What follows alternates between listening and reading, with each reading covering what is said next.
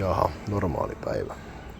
Nyt onkin vähän tämmönen veikeämmä oloinen kapine, niin pistetään se tonne Clubmanin pakariin ja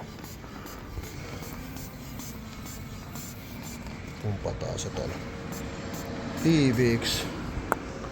Tuolta paineilma savukoneeseen.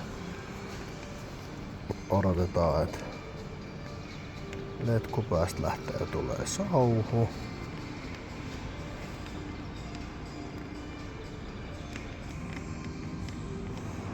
Sitten kun savua saadaan, pistetään savu tonne putkeen.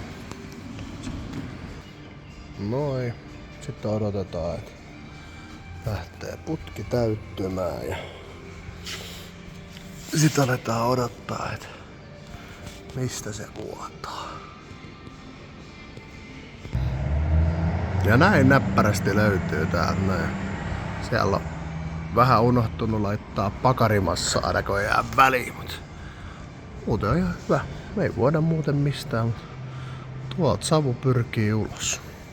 Tämmönen tällä kertaa.